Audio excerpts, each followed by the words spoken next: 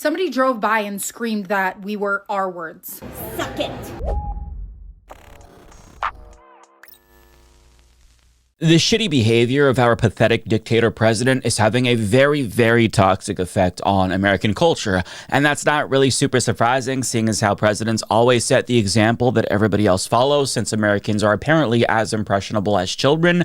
So, if our president is a petty, petulant, racist piece of shit, Americans will act like petty, petulant, racist pieces of shits too. And I just want to give you some examples here to demonstrate this, because his behavior lately has really shown just how toxic his effect is on the culture. So over the last week or so, Trump singled out Minnesota politicians and the state's Somali community after 59 people were convicted as part of a scheme to defraud Minnesota's COVID-era programs that were intended to help vulnerable people. For example, they were reimbursed by the state for programs to help unhoused people as well as autistic children when they never actually provided these services to people that the state paid them to provide for people. And we're barely scratching the surface with regard to this story, because more than $1 billion was stolen from taxpayers as a result of this scheme. It's one of many cases of fraud that's been uncovered throughout the country where COVID-era relief programs were exploited by bad actors for personal gain. And Trump almost certainly latched onto this particular story because, one, it took place in a blue state run by his political enemies like Tim Walz and Ilhan Omar, and two, because the perpetrators of fraud in this case were mostly Somali Americans, which gave him an excuse to target the entire Somali community, which he already did not like. And that's what he's doing now. He's targeting them. In a Truth Social post on November 21st, he called the state a hub of fraudulent money laundering and announced that he was terminating temporary protected status for all Somalis in Minnesota and called for their deportations. Days later, in a deranged, lie-filled Thanksgiving Day post, he singled out Minnesota's Somali community again, saying, "Somalian gangs are roving the streets looking for prey as our wonderful people stay locked in their apartments and houses, hoping against hope that they will be left alone." Oh, sure. The seriously R-worded governor of Minnesota, Tim Walz, does nothing, either through fear, incompetence, or both, while the worst congresswoman in our country, Ilhan Omar, always wrapped in her swaddling hijab and probably came into the USA illegally, and that you are not allowed to marry your brother, God, he is so fucking unhinged, does nothing but hatefully complain about our country. It's her country too, dickhead. Its constitution and how badly she is treated. Oh, like you don't do that. When her place of origin is a decadent, backward, and crime-ridden nation, which is essentially not even a country for lack of government, military, police, schools. But he wasn't done there, because on December 5th, ICE launched a surge into the Minneapolis area, presumably under the direction of President Neckpussy, so he could terrorize the city's Somali American community, which is disgusting, especially because the Somalis in this city are hardworking, tax-paying people, 58% of which are U.S.-born citizens, by the way, with the remaining 42% being mostly naturalized citizens and the rest being refugees here illegally who fled a civil war. But he just ended temporary protected status for the small number of non-citizen Somalis in Minnesota, and since they've been deemed illegal like that, well, the ICE Gestapo now has an excuse to go into Minnesota in order to intimidate and terrorize the entire community, namely those who are here legally, but all of a sudden they're illegal because of Trump's tweet. It is truly fucking disgusting and reprehensible behavior, and he just hasn't stopped. It's not enough that he's terrorizing them with his Gestapo. Like the piece of shit that he is, he decided to call the totality of the Somali community garbage in a racist rant about all of them. And this is truly disgusting, so just a forewarning, this will piss you off nonetheless. Here it is. Somalians ripped off that state for billions of dollars. Billions. Every year. Billions of dollars. And they contribute nothing. The welfare is like 88%. They contribute nothing. I don't want them in our country, I'll be honest with you, okay? Somebody would say, oh, that's not politically correct. I don't care. I don't want them in our country. Their country's no good for a reason. Their country stinks, and we don't want them in our country. I could say that about other countries, too.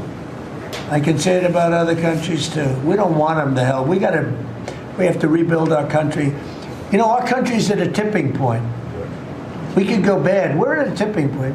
I don't know if people mind me saying that, but I'm saying it. We could go one way or the other. And we're going to go the wrong way if we keep taking in garbage into our country.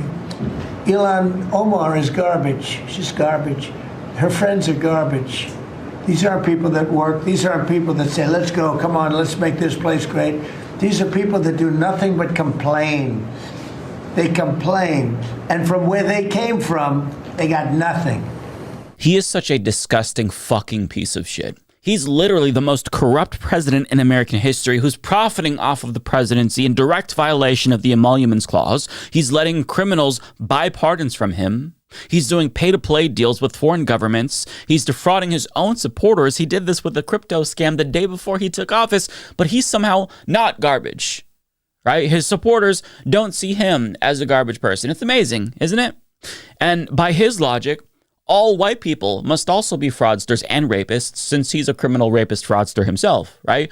Of course not, because he's a white supremacist and crimes committed by white elites like him are the result of a biased legal system, whereas crimes committed by minority communities are indicative of the entire community's bad behavior. And I love how every single fucking dipshit who thinks that they're part of the master race looks just like him. Bloated, slobbish, disgusting cunts with cankles and a neck pussy. Like such an impressive specimen. You really are the master fucking race. So fucking superior. I'm just like, that clip is so gross. And he knows that his comments and targeted attacks on Ilhan Omar are going to lead to death threats against her and the entire Somali community, but that's why he's doing it. It's not like if he learned of this, he'd say, oh, okay, I'll stop. That is why he's doing it. Now, Ilhan Omar responded to his racist drivel on Face the Nation, and here's what she said. It's completely disgusting. These are Americans that he is calling garbage. And we feel like there is an unhealthy obsession that he has on the Somali community and an unhealthy and creepy obsession that he has with me. I think it is also really important for us to remember that this kind of hateful rhetoric and this level of dehumanizing can lead to dangerous actions by people who listen to the president. She's right, and we saw this last year. After he lied about Haitian immigrants in Springfield eating cats and dogs, they were inundated with so much harassment and threats, including bomb threats, that they were afraid to send their children to school. And now Somali Americans across the country are preparing for the same onslaught of harassment because of the shit that he's talking about them. Even in Washington State, for example, King 5 News reports that communities in Seattle and elsewhere across the state are urging Somali residents to be vigilant since they're anticipating an influx of harassment and discrimination towards them because of Donald Trump's comments, even though they're not in the state that he's targeting, but they just all expect to be inundated with hate and harassment because this is what always happens. And they're right to be worried because this happens every single time he targets a community. In Wisconsin, a Somali couple over the weekend captured this racist-ass Cinnabon employee hurling slurs at them with her full chest. Racist, that's I am racist. So idiot, for And real. you are an You are an idiot. No, I I'm am not. racist, and I'll say that to the whole entire world. Don't be disrespectful. You ruined your life, by the way. Oh, talking about Bye. you talking about respect? You talking about respect? You are fired from this place, motherfucker. You're not gonna be working here. Suck it. Suck what? Look how you Suck fucking look it. like. What's wrong with you? What the fuck is wrong with you, you fucking ugly bitch? Get the fuck out of Ugly? my face. Talking about ugliness? Did I stutter? That is loathsome fucking behavior. Just a grown-ass woman acting like a fucking child, hurling slurs at this couple. Just, wow. Disgusting. And Americans were already pretty shitty people, but Trump's normalization of racism has led to so many more Americans just letting their freak flags fly. He's given them permission to just act like that. And they're acting like that. They're acting like him. Monkey see, monkey do. And the man in the video was correct when he said she was going to lose her job because she did get fired after that video went viral. Cinnabon responded to the video on Twitter condemning her behavior while saying that the franchise owner fired her. Although she's seemingly going to get the last laugh because fellow racist pieces of shits managed to raise more than $70,000 for her on GiveSendGo with comments of support like this, where they call for the country to be taken back from, quote, Somali terrorists and suggest white people will have their home again after Trump finishes deporting them. This person donated $10 saying deport them all and used a slur as his name. And I just want to point out that Give, Send, Go is supposed to be the Christian equivalent of GoFundMe. And they are proving that there really is no hate like Christian love. And this isn't the first racist Karen whose racism was rewarded because of their platform. Shiloh Hendricks, the racist white lady who called a literal child a racial slur, has raised more than $800,000 and counting on the platform. She actually just got a couple of donations a few hours ago since I recorded this video. So it's very Christian of them to let white nationalists use their platform to reward people for being explicitly racist. I mean, this is disgusting. And if I were a Christian, I would be outraged that these people were allowing this to happen on a platform that claims to represent my religion. Like, I would not be okay with this. But I want to remind you that every little thing Trump does reverberates across the entire country because he is the president and he leads by example. With that being said, he doubled down on his use of the R slur against Tim Walz, and as a direct result of that, harassment towards the Walz family got so bad that his daughter Hope Walz had to speak out, especially after they started to target her younger brother Gus. Now, for those who don't know, Tim Walz's son Gus is neurodivergent and has a nonverbal learning disorder. But just listen to what his family has had to deal with since Trump decided to target Tim Walz. The president calling my dad what he did has unleashed a storm regarding like offensive language towards me and my family, and specifically my brother. You can call me whatever you want. You can call my dad, my mom. When it's Gus, to the no. To the no. He dealt with people calling him that last August, and now there's a resurgence. And no, how is it okay that the president of the United States can call somebody, anybody, doesn't matter who they are, that, and then all of his freaking cult members come and attack those people and that person's family? Say what you want about my dad. He's an elected official, right? Like, that's going to happen. I think it's utterly disgraceful that the president would do that. But then the attacks that I have seen, I have people DMing me saying absolutely horrendous things. When I was home last week, somebody drove by and screamed that we were R words, just driving by in their car. I'm like, what world are we living in? And again, I draw the line at Gus because he dealt with that before, and not again. You people are disgraceful. Shame on you, all of you. Yeah, I mean, what else can you say? Trump normalized racism and ableism and just shitty behavior, generally speaking. And now we all have to deal with mini Trumps across the country behaving in the same fucking way. Whether it's family members or complete strangers, they're all acting like shitheads because Trump taught them that that kind of behavior is acceptable for adults.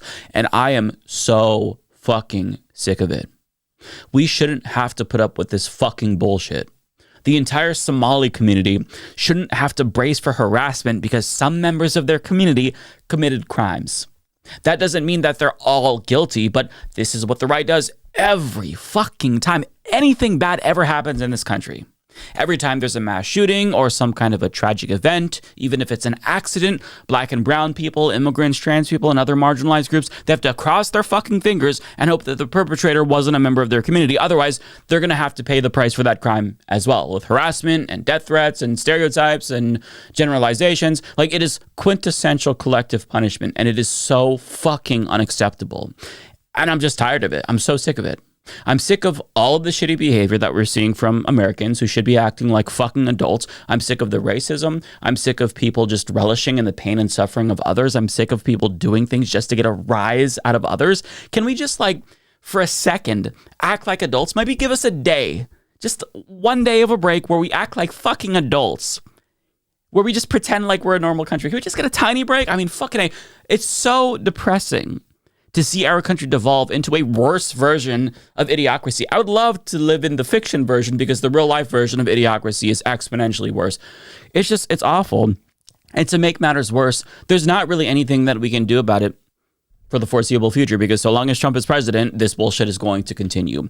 The effect that he has on our culture is so goddamn cancerous. It just can't be overstated. But we should at least try, I guess, at the micro level to just make it better, right?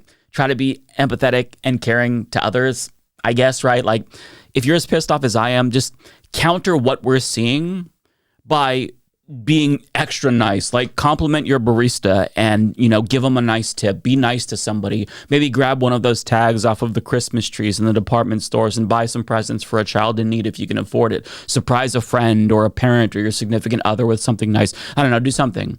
Even if it's insignificant, because we have to at least try to put some positivity back into the universe to counter all of this fucking toxicity that we're dealing with from Trump and his deranged cultists. But don't post about whatever you do. If you do something nice for somebody, just do it, and do it for the sake of brightening up somebody else's day. It's not going to make a difference in the grand scheme of things, but it might make you feel a little bit less depressed knowing that you're doing something, anything, however small, to give somebody else momentary joy in this dystopian hellscape we call a country when everybody else is just trying to make our lives worse on purpose.